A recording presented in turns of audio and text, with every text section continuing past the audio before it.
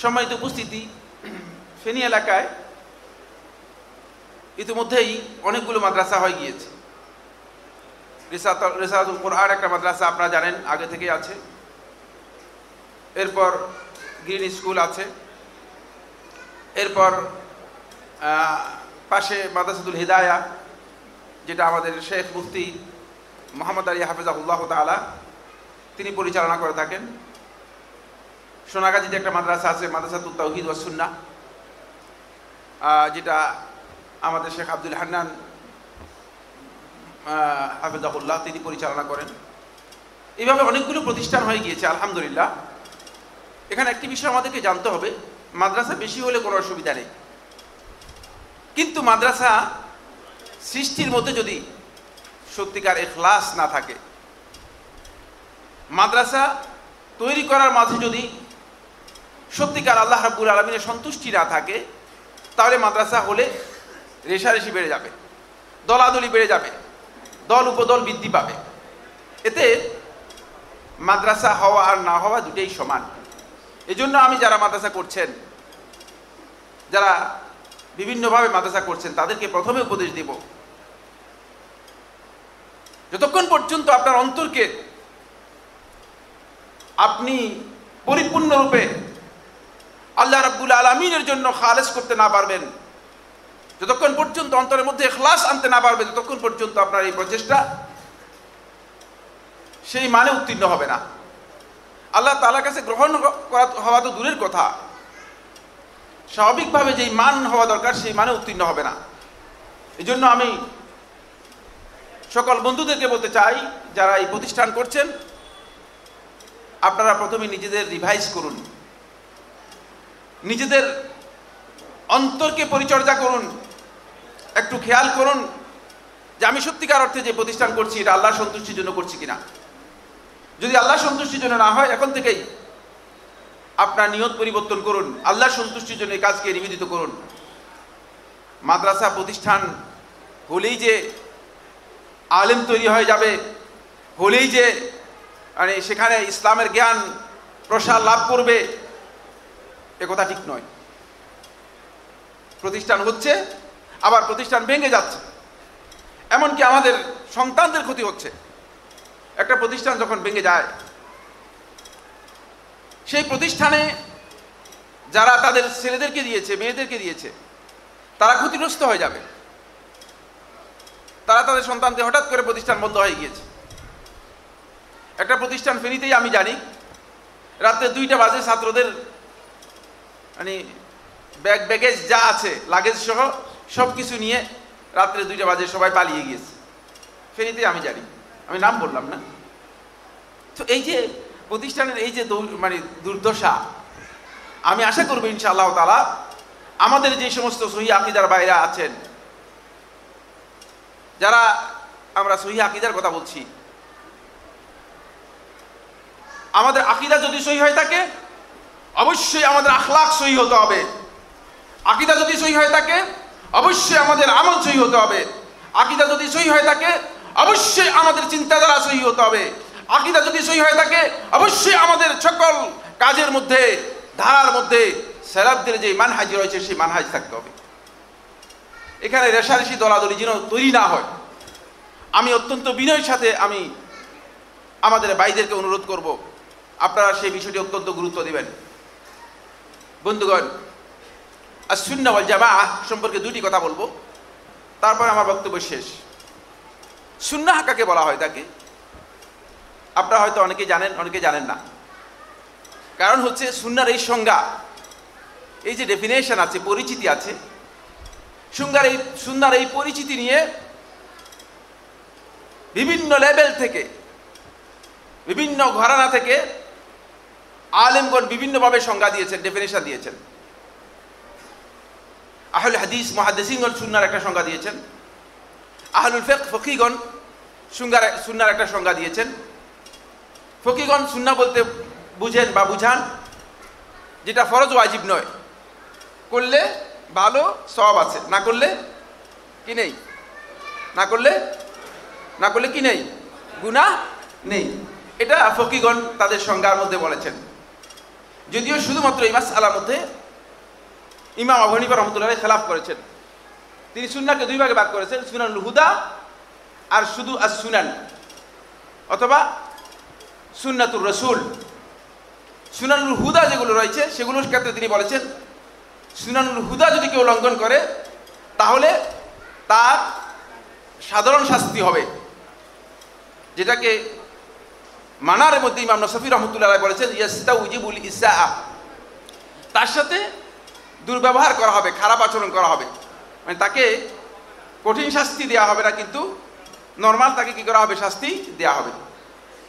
কিন্তু এছাড়া সমস্ত ফাকিগণ সুন্নাহর যে সংজ্ঞা দিয়েছেন সেটা হচ্ছে করলে ভালো সওয়াব আছে, না করলে কি, না করলে গুনাহ নেই।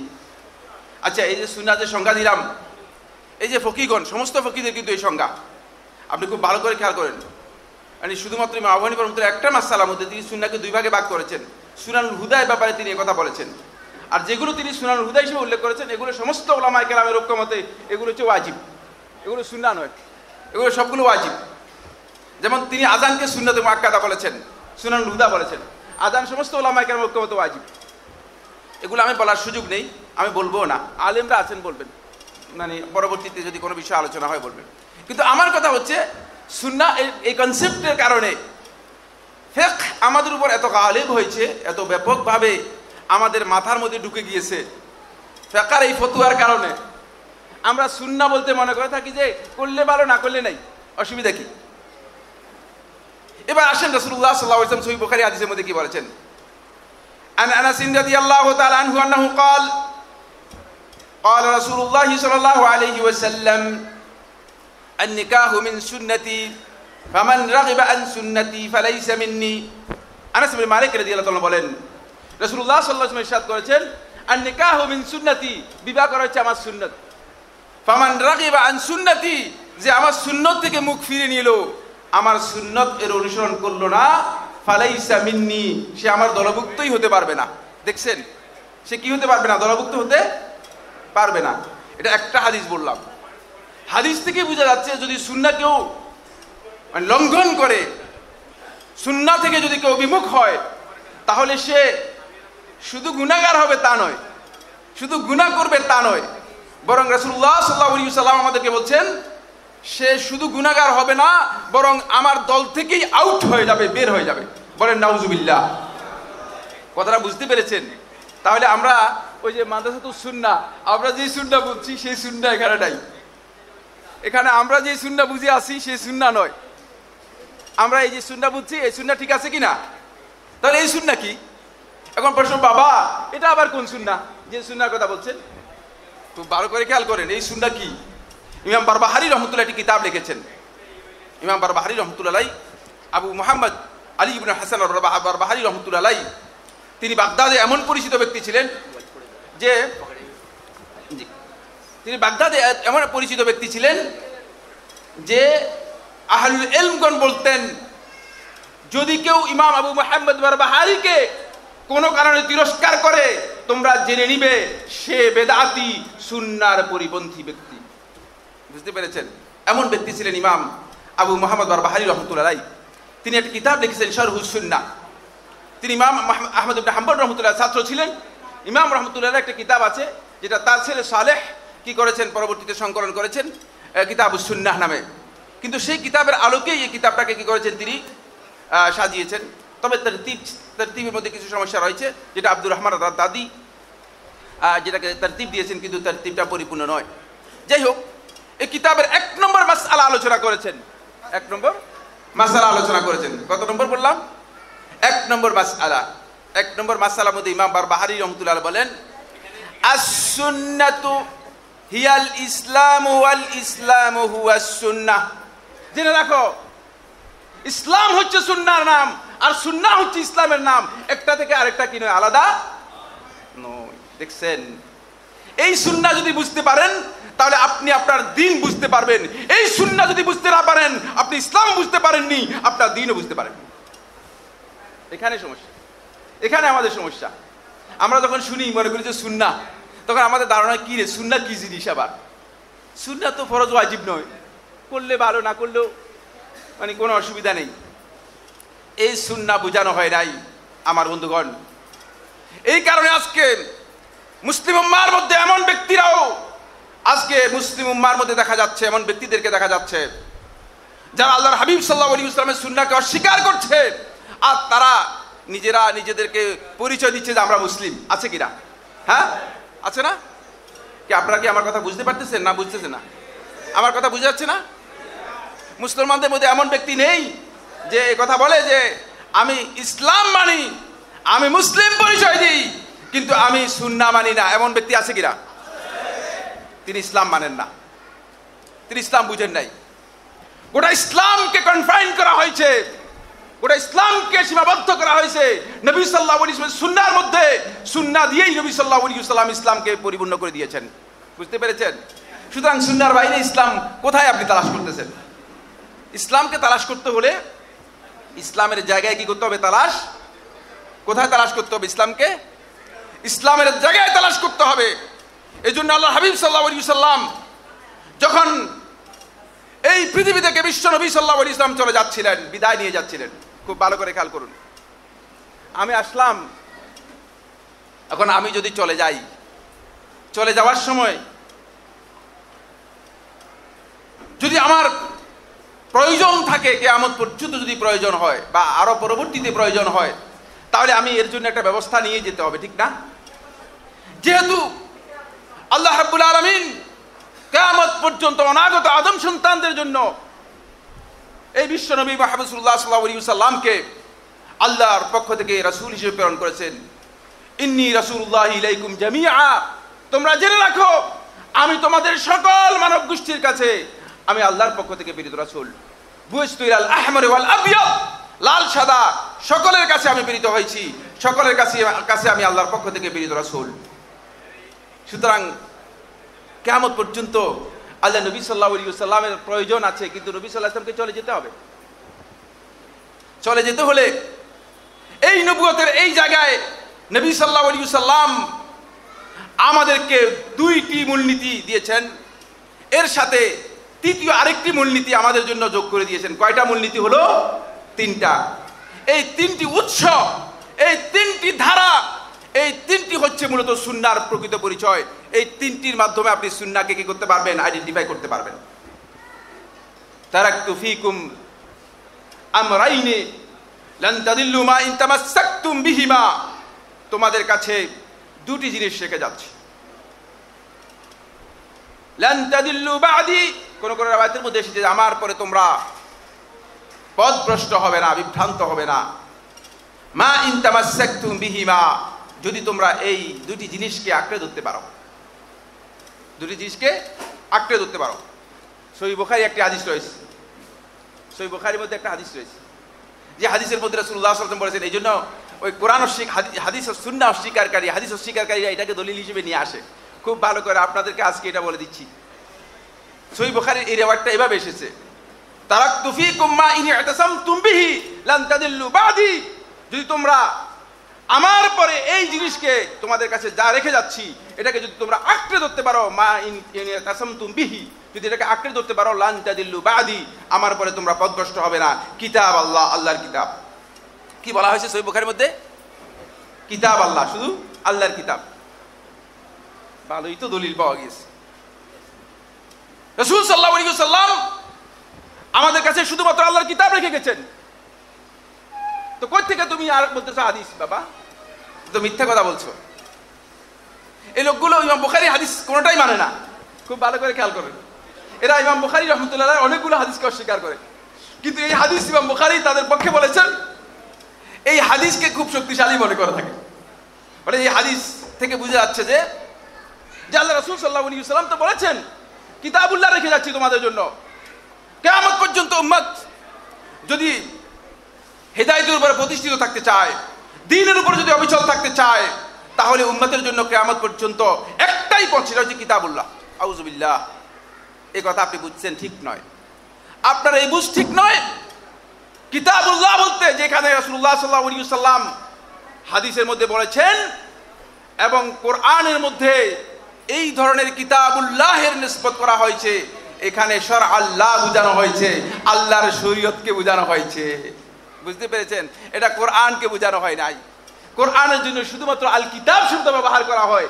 এই জন্য আলেমদের কাছে হাদিস পড়তে হয়, আহলে হাদিসদের কাছে হাদিস পড়তে হয়। অন্যথায় হাদিস পড়তে গিয়ে কি হয়ে যাবেন? পথভ্রষ্ট হবেন কিনা? এই যে পথভ্রষ্ট হয়ে গেলেন, দেখছেন?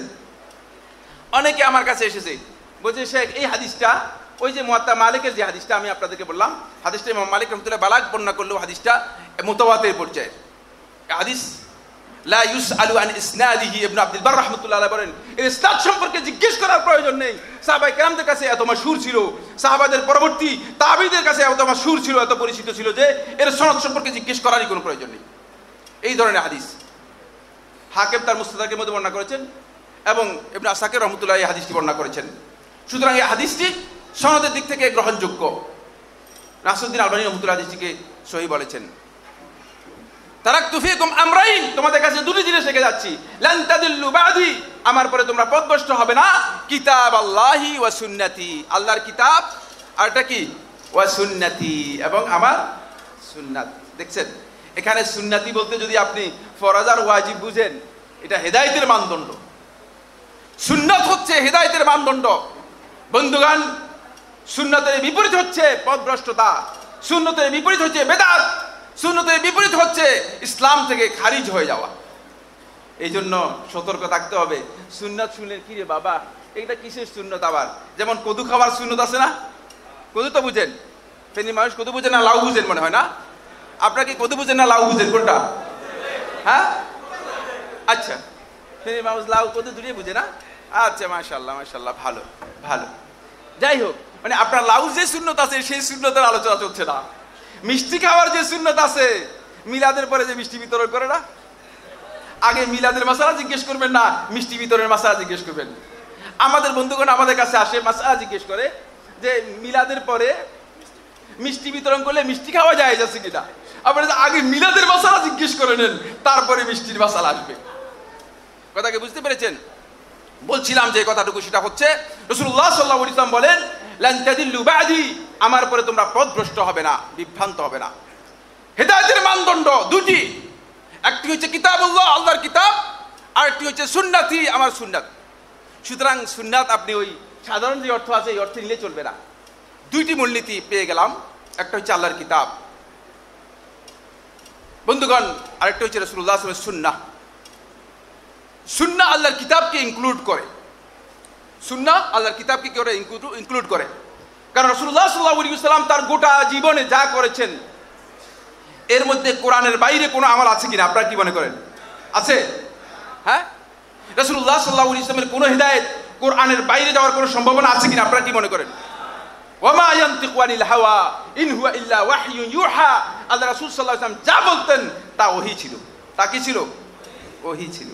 সুতরাং রাসূলুল্লাহ সাল্লাল্লাহু আলাইহি ওয়াসাল্লামের প্রত্যেকটি বক্তব্যই ওয়াহী, প্রত্যেকটি আল্লাহর পক্ষ থেকে, হয়তো ডাইরেক্ট আল্লাহর পক্ষ থেকে এসেছে অথবা ইনডাইরেক্ট, সরাসরি আসে নাই, অন্যভাবে এসেছে, অন্যভাবে এসেছে।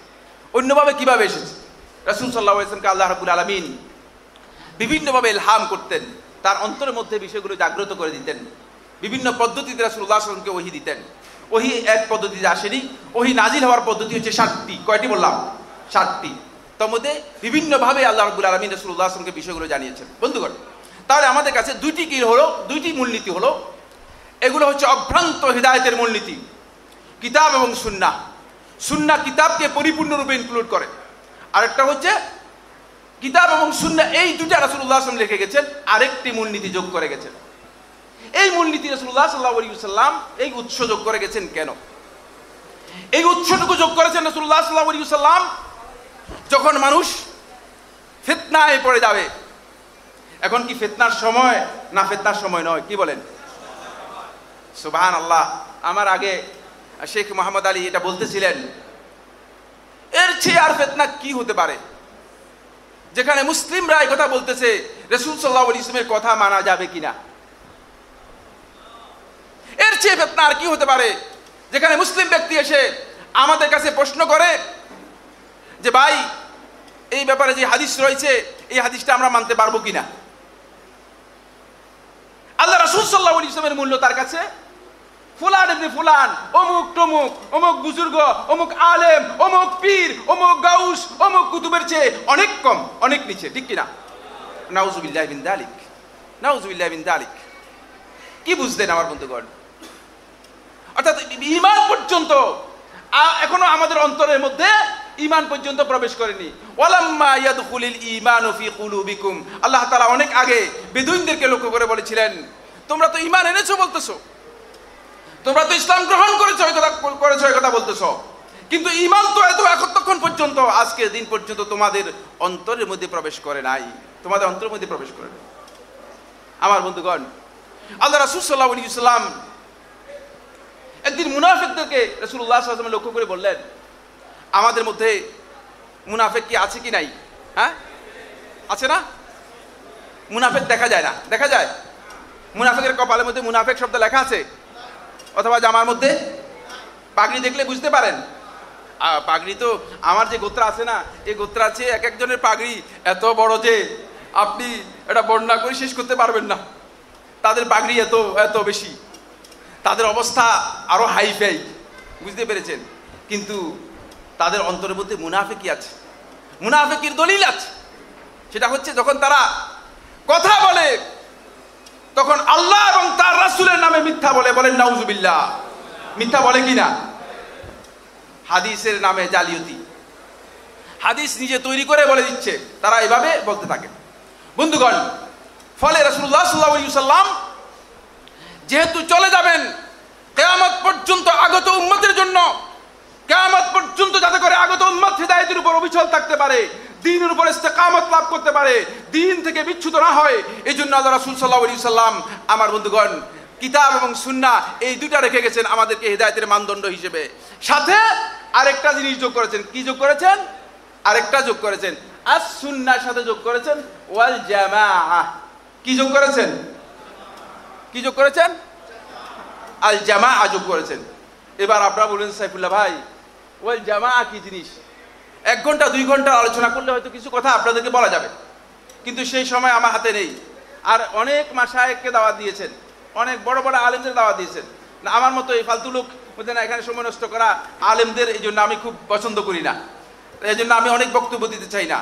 এই 3 নম্বর আল উসুলুস সালাসা আল মাসুমা, কিয়ামত পর্যন্ত আগত উম্মতের জন্য 3টি মূল সূত্র, যেই সূত্র যদি উম্মাহ না জানে তাহলে তাদের অঙ্ক মিলবে, অঙ্ক মিলবে কিনা? হিদায়াত লাভ হবে, হিদায়াত লাভ হবে না। যেই সূত্র উম্মাহ যদি না জানে তারা হিদায়াতের উপর অবিচল থাকতে পারবে না, হিদায়াত থেকে বিচ্যুত হয়ে যাবে, হিদায়াত থেকে দূরে সরে যাবে। এই 3টি সূত্রের একটা সূত্র হচ্ছে কিতাবুল্লাহ, আল্লাহর কিতাব। দ্বিতীয় সূত্র হচ্ছে সুন্নাতুর রাসূলিল্লাহ অথবা সুন্নাতুর রাসূল, রাসূল সাল্লাল্লাহু আলাইহি ওয়াসাল্লামের সুন্নাহ। তৃতীয় সূত্র হচ্ছে আল জামাআহ। তৃতীয় সূত্র হচ্ছে কি? আল জামাআহ। এই দেখছেন, আল জামাআটা হচ্ছে বন্ধুগণ রাসূল সাল্লাল্লাহু আলাইহি ওয়াসাল্লাম বলে গেছেন, এমন একটা সময় আসবে ইফতারাকাতিল ইয়াহুদ ইলা 71 ফিরকা, ইহুদিরা 71টি ফিরকায় বিভক্ত হয়ে গেছে। ওয়াফতারাকাতিন নাসারা ইলা 72 ফিরকা, খ্রিস্টানরা 72টি ফিরকায় বিভক্ত হয়ে গেছে। ওয়াসাতাফতারিকু উম্মতি ইলা 73 ফিরকা, অচিরেই আমার উম্মত 73 ফিরকায় বিভক্ত হয়ে যাবে। বলেন নাউজুবিল্লাহ।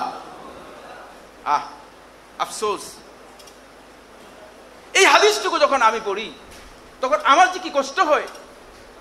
নিশ্চয়ই আল্লাহর হাবিব সাল্লাল্লাহু আলাইহি ওয়াসাল্লাম যখন উম্মতকে এই কথা সংবাদ দিচ্ছিলেন, উম্মতকে বলছিলেন যে এমন এক সময় আসবে যেই সময় যেই উম্মতকে একদিনের উপর রেখে যাচ্ছি, যেই উম্মতকে প্রকাশ্য দিবালোকের মতো রাস্তার উপর রেখে যাচ্ছি, তারাকতুকুম আলাল বাইদা লাইলুহা কানাহারিহা লা ইয়াজিগু আনহা ইল্লা হালিক, যাদেরকে একেবারে শুভ্র সুন্দর পরিচ্ছন্ন পরিষ্কার নিষ্কণ্টক রাস্তার উপর রেখে যাচ্ছি। সেই উম্মাহ এমন এক সময় আসবে, সেই সময় তারা 73 ফিরকায় বিভক্ত হয়ে যাবে। এই কথা যে কত কষ্টের কথা, এই কথা যে কত ব্যথার কথা। আল্লাহর হাবিব সাল্লাল্লাহু আলাইহি ওয়াসাল্লাম বলেছেন যে আমার এই উম্মাহ এইভাবে 73 ফিরকায় বিভক্ত হবেই, যেহেতু ওহীর মাধ্যমে বলেছেন অবশ্যই হবে। কিন্তু এই হাদিস থেকে আমরা ভুল ব্যাখ্যা নিয়েছি। এই হাদিস থেকে আমরা যারা আজকে ইসলামের সোল এজেন্ট সেজেছে, কিছু একটা আবায়া গায়ে দিতে পারলে একটা গোত্রা লাগাতে পারলে, এটা বলছি আমাদের পক্ষে। আবার আরেক দল আছে মাথার মধ্যে একটা কি বড় ধরনের পাগড়ি দিতে পারলে, একটু সাইজ টাইজ মসজিদের ইমাম খতিব, আর সুরটা যদি একটু সুন্দর হয়, ইয়া নবী এভাবে যদি কিছু টান দিতে পারে, তাহলে এরা নিজেরা নিজেদের জন্য দিন তৈরি করে নিয়েছে। কি তৈরি করে নিয়েছে? দিন তৈরি করে নিয়েছে।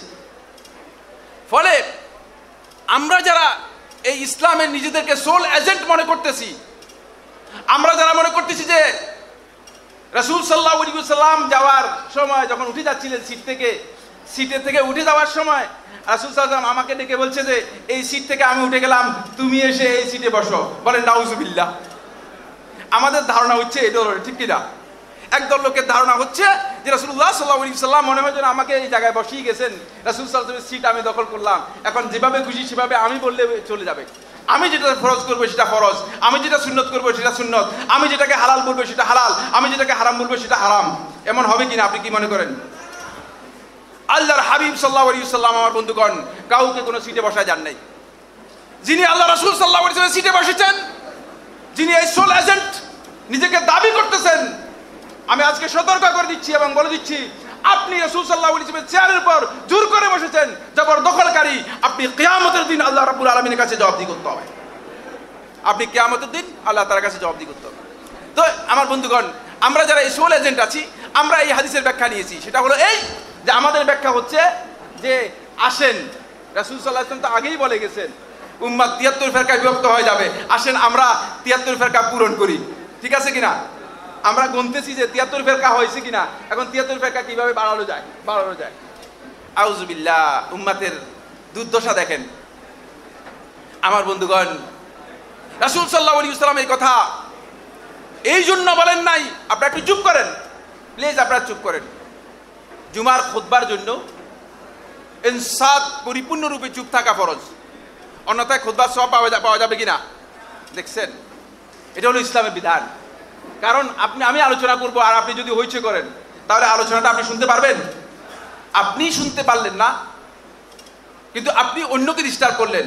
তাহলে আপনি এক নম্বর কথা হচ্ছে, এখানে আলোচনায় অংশগ্রহণ করতে আসছেন, শোনার জন্য আসছেন, নাকি আপনি বরকতের জন্য আসছেন, গোটার জন্য আসছেন? এটার নাম ওয়াজ মাহফিল দেয় নাই, এটা সুধী সমাবেশ দিয়েছে। দেখছেন? আমি নাম চেঞ্জ করে দিতে বলছি, কারণ ওয়াজ মাহফিলের মধ্যে লোকেরা আসে কিসের জন্য? বরকতের জন্য আর সওয়াবের জন্য।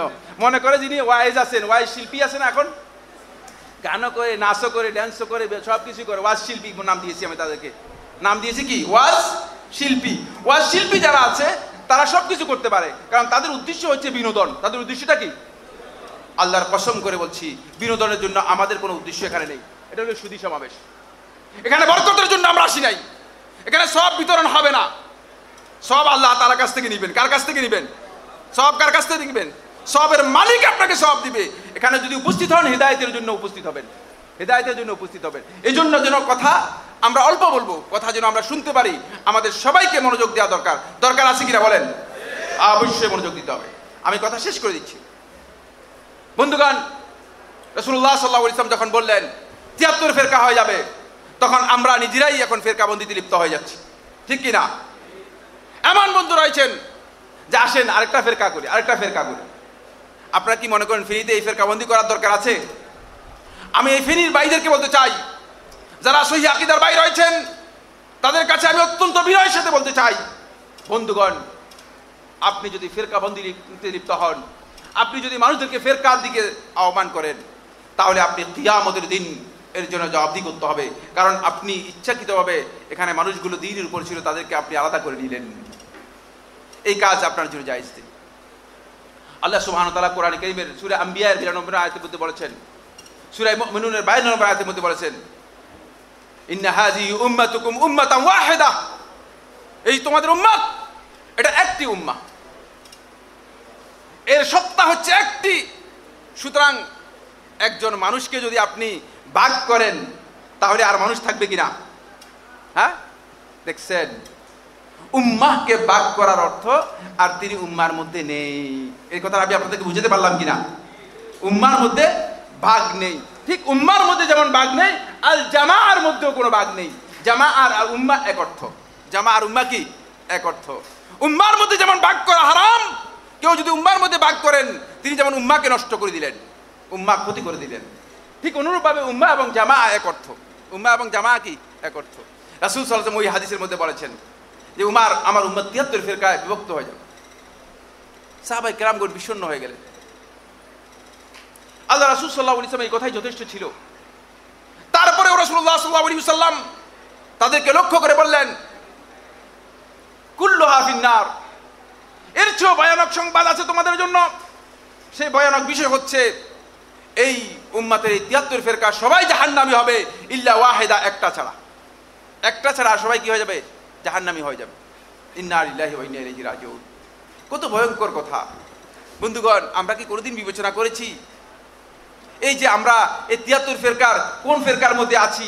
আমরা কি কোনোদিন মানে এটা অনুসন্ধান করেছি? আপনারা কি অনুসন্ধান করেছেন? খবর নাই, বেখবর।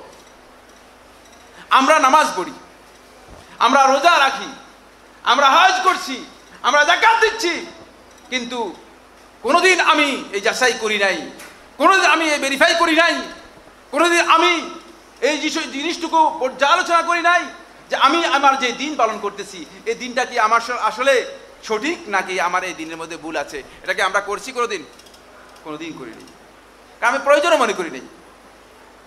যেহেতু আমি আমার নাজাতের জন্য চিন্তা করি না, আমি চিন্তা করতেছি যে আমি নামাজ পড়লাম কিনা। বুঝতে পেরেছেন?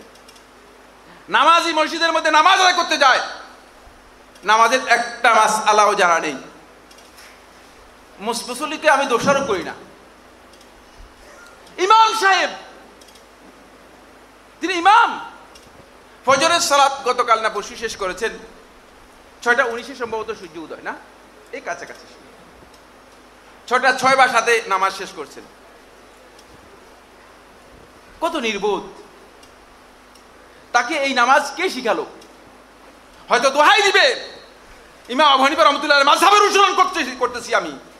আল্লাহর কসম, ইমাম রাহমাতুল্লাহ আলাইহি কোনদিন এই সূর্য উদয়ের সময় নামাজ আদায় করতে বলেছেন কেউ প্রমাণ দিতে পারবে না। ইমাম আবু হানিফা রাহমাতুল্লাহ আলাইহি এসে বলে গেছেন যে তোমাদেরকে এই সময় নামাজ পড়তে? যদি বলা যায় তাহলে রমজান মাসে কেন তোমরা নামাজকে পরিবর্তন করতেছো? এর উত্তর কি দিবে বলেন? রমজান মাসে কখন নামাজ হয়? রমজান মাসে আজান কখন হয়? তাহলে বোঝা গেল যে তুমি আসলে ইমাম আবু হানিফা রাহমাতুল্লাহর মাযহাব অনুসরণ করতেছো না, ইমামকে বিক্রি করতেছো। ইমামকে কি করতেছো? বিক্রি করতেছো। খবরদার, আমাদেরকে সচেতন হতে হবে, আমাদেরকে বুঝতে হবে দিন। আপনি আপনার দুনিয়ার সমস্ত বিষয় বুঝেন, দুনিয়ার যতগুলো বিষয় আছে সবগুলো সম্পর্কে আপনার জ্ঞান আছে, কিন্তু দিনের ব্যাপারে আপনি হাবা গবা এমন হবেন কেন? না, দিনের ব্যাপারে আপনি বহলুল হলে চলবে না, দিনের ব্যাপারে আপনাকে পাগল হলে চলবে না যে দিনের ব্যাপারে যেভাবে বলে সেভাবে চলবে, এমন চলবে কিনা আপনি বলেন? চলবে অবশ্যই। যেহেতু নাজাতের বিষয় রয়েছে, অবশ্যই আপনাকে জানতে হবে আপনি ওই 73 ফিরকার মধ্যে কোন ফিরকায় রয়েছেন, জানতে হবে কিনা। রাসূল সাল্লাল্লাহু আলাইহি ওয়াসাল্লামকে এই জন্য সাহাবায়ে কেরামগণ বললেন কিয়ামতের আগে এই যে ফিরকাবন্দি হয়ে যাবে, সাহাবায়ে কালু ইয়া রাসূলুল্লাহ ওয়া মাহি, হে আল্লাহ রাসূল সাল্লাল্লাহু আলাইহি ওয়াসাল্লাম, কারা নাজাত পাবে? নাজাত প্রাপ্ত কারা হবে? এটা দরকার। সাহাবায়ে কেরামদের সময় এটা আসবে না, এটা এই উম্মতের পরবর্তী লোকদের জন্য দরকার। যখন এই ফিরকাবন্দি এসেছে তখন থেকে দরকার। এই জন্য সাহাবায়ে কেরামগণ প্রশ্ন করে আমাদের উপকার করেছেন, জানিয়ে দিয়েছেন। তখন রাসূলুল্লাহ সাল্লাল্লাহু আলাইহি ওয়াসাল্লাম কালা হিয়াল জামাআ, সেটা হচ্ছে আল জামাআ। অন্য রাওয়ায়াতের মধ্যে এসেছে মা আনা আলাইহিল ইয়াউম ওয়া আসহাবি, আজকের এই দিনে আমি এবং আমার সাহাবীরা যেই মূলনীতির উপর আছি, যারা এই মূলনীতির উপর থাকবে তারাই হচ্ছে জামাআ। তারাই হচ্ছে কি? জামাআ। জামার পরিচয় পেয়েছেন কিনা? জামার পরিচয় পেয়েছেন? খুব ভালো করে খেয়াল করুন, এটা হচ্ছে আল জামাআ, আস সুন্নাহ ওয়াল জামাআ। বন্ধুগণ, জামাআর সাথে আমাদেরকে কি করতে হবে?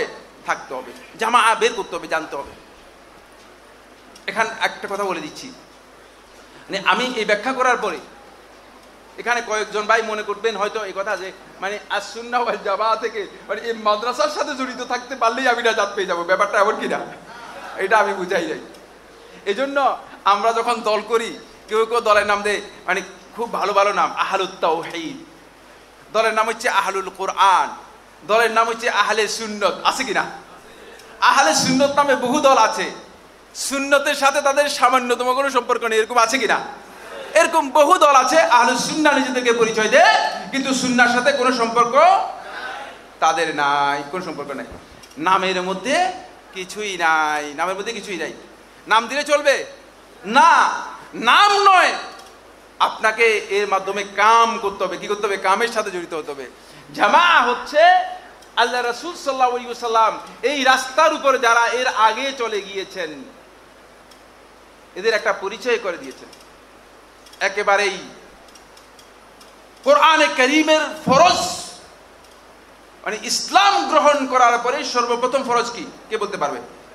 ইসলাম গ্রহণ করার পর সর্বপ্রথম ফরজ কি? সালাত। সালাতের সর্বপ্রথম ফরজ কি? সূরাতুল ফাতিহা জানতে হবে। দেখছেন, সূরাতুল ফাতিহা যদি না জানেন তাহলে সালাতে আপনি কি করতে পারবেন? আপনার সালাতটাকে আদায় করতে পারবেন না।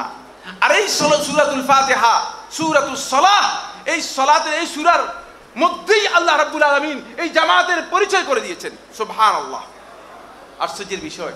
কারণ আল্লাহ তাআলা জানেন কিয়ামত পর্যন্ত যদি আপনি হিদায়াতের উপরে প্রতিষ্ঠিত থাকতে চান, কারণ আপনার জীবনের জন্য রুটি রোজগারের চেয়ে, সম্পদের চেয়ে, সন্তান সন্ততির চেয়ে, আত্মীয় স্বজনের চেয়ে, পরিবার পরিজনের চেয়ে, সুস্থতার চেয়ে, সব কিছুর চেয়ে বেশি প্রয়োজন আপনার জীবন ধারণের জন্য কি? হিদায়াত। কি প্রয়োজন? এই জন্য আল্লাহ তাআলা আমাকে আপনাকে এমন একটা দোয়া শিক্ষা দিয়েছেন, এমন একটি দোয়া শিক্ষা দিয়েছেন যেই দোয়া করা আমার আপনার সকলের জন্য, একজন নবীর জন্য, একজন ওলির জন্য, একজন বড় আলেমের জন্য, একজন বুজুর্গের জন্য, মুহাদ্দিসের জন্য, সকলের জন্য ফরজ। সেটা হচ্ছে ইহদিনাস সিরাতাল মুস্তাকিম। দেখছেন, হেদায়েতের দোয়া। কিসের দোয়া? হেদায়েতের দোয়া করতে। আর হেদায়েতের এই দোয়া যদি করতে চান, সিরাতুল মুস্তাকিম কিভাবে পাবেন, ওই রাস্তাটা আপনি কিভাবে আইডেন্টিফাই করবেন, রাস্তাটা আপনি কিভাবে নির্ণয় করবেন? রাস্তা নির্ণয় করার পদ্ধতি হচ্ছে একটাই, সেটা হলো এই রাস্তায় যারা চলে গেছে তাদের কিছু পরিচয় জানতে হবে। এই জন্য আল্লাহ তাআলা বলে দিয়েছেন আবার, সিরাতাল্লাযীনা আন'আমতা আলাইহিম গায়রিল মাগদুবি আলাইহিম ওয়ালাদ-দাল্লিন। দেখতে পেরেছেন, আল্লাহ তাআলা ডিটেইলস বলে দিয়েছেন যাতে করে কিয়ামত পর্যন্ত আগত উম্মতে মুহাম্মাদি, যে উম্মতকে মুহাম্মদ সাল্লাল্লাহু আলাইহি ওয়াসাল্লাম রেখে যাচ্ছেন, তারা হেদায়েত থেকে বিচ্যুত না হয়, হেদায়েতের উপর অবিচল থাকতে পারে। এই জন্য আল্লাহ হাবিব সাল্লাল্লাহু আলাইহি ওয়াসাল্লাম আমার বন্ধুগণ বিষয়টি জানিয়ে দিয়ে গেছেন যে রাস্তা হচ্ছে এটাই, এটা হচ্ছে জামাতের রাস্তা, এটা হচ্ছে জামাতের রাস্তা। এই রাস্তায় যদি আমরা সত্যিকারভাবে অবিচল থাকতে পারি তাহলে আমরা হেদায়েতের আলো লাভ করতে পারবো। আমার বন্ধুগণ, এই জন্য ফিতনার সময় আজকে যুবক যারা আছে, দাওয়াতের শেষ নাই, প্রচুর দাওয়াত, দাওয়াতের নামে হাজার রকমের দাওয়াত চালু হয়ে গেছে, আজান হয়ে গিয়েছে, আর কথা বলবো না, হাজার রকমের দাওয়াত চালু হয়ে গেছে। এই সকল দাওয়াতকে ওজন করতে হবে তিনটা মানদণ্ডে। কয়টি মানদণ্ডে বললাম? একটা হচ্ছে কিতাব, আর হচ্ছে সুন্নাহ, আর হচ্ছে জামাআহ, আর হচ্ছে কি? জামাআহ। সাহাবায়ে কেরামগণ কিভাবে এগুলোকে দেখেছেন, সাহাবায়ে কেরামদের মানহাজ অনুযায়ী এটাকে ওজন করতে হবে। এই তিনটি মানদণ্ডে যদি আপনি যাচাই করেন তাহলে আপনি হিদায়াত পাবেন। আর এই তিনটি মানদণ্ডের মধ্যে যদি শুধু কোরআনে থাকেন হিদায়াত পাবেন না, আর শুধু সুন্নাহর উপর থাকেন তাহলে হিদায়াত পাবেন না। শুধু জামাআতকে বাদ দিয়ে যদি ফিতনার সময় কেউ শুধুমাত্র কোরআন এবং সুন্নাহকে আঁকড়ে ধরে তাহলে তিনি পথভ্রষ্ট হওয়ার সম্ভাবনা আছে কি নাই? আছে, পথভ্রষ্ট হওয়ার সম্ভাবনা রয়েছে। এই বিষয়গুলো অনেক বিস্তারিত আলোচনার দাবি রাখে। আসুন আমরা সত্যিকার ইসলামের যে মূলনীতিগুলো আছে, এখন প্রবল একটা ফিতনা চলছে, ইসলামের নামে প্রচুর ফিতনা চলছে। এই ভাই বলে যে আসেন আমাদের সাথে আসেন, একবারে সোজা জান্নাতে চলে যাবেন। আরেক ভাই বলেন যে ভাই আমাদের সাথে আসেন, এত বড় কুতুব আমাদের কাছে আছে যে আপনার সমস্ত গুনাহ এক বৈঠকেই মাফ করে দিবে, এরকম আছে কি? এই জন্য এই যে ভয়ঙ্কর ফিতনার এই সময়ে আমরা যেন হিদায়াতের উপর অবিচল থাকতে পারি, আল্লাহ তাআলা আমাদেরকে তৌফিক দান করুন। হিদায়াতের এই তিনটি মূলনীতি যেন আমরা জানতে পারি, কোরআন, সুন্নাহ এবং জামাআহ, এর সাথে যেন আমরা নিজেদেরকে সম্পৃক্ত রাখতে পারি। আল্লাহ তাআলা আমাদের সবাইকে তৌফিক দান করুন। বন্ধুগণ, আপনারা যারা এখানে অংশগ্রহণ করেছেন, আল্লাহ তাআলা আপনাদের সবাইকে হিদায়াতের জ্ঞান লাভ করার তৌফিক দান করুন। আমাদের মাশায়েখগণ, উলামায়ে কেরামগণ আছেন, আলোচনা করবেন। আল্লাহ রাব্বুল আলামিন এর কাছে আমরা দোয়া করি আল্লাহ সুবহানাহু ওয়া তাআলা সবাইকে দ্বীনের জ্ঞান অর্জন করে এখান থেকে যাতে আমরা হিদায়াতের উপর নিজেদেরকে পরিচালিত করতে পারি, আমাদেরকে সেই তৌফিক দান করুন। ওয়া আখিরু দাওয়ানা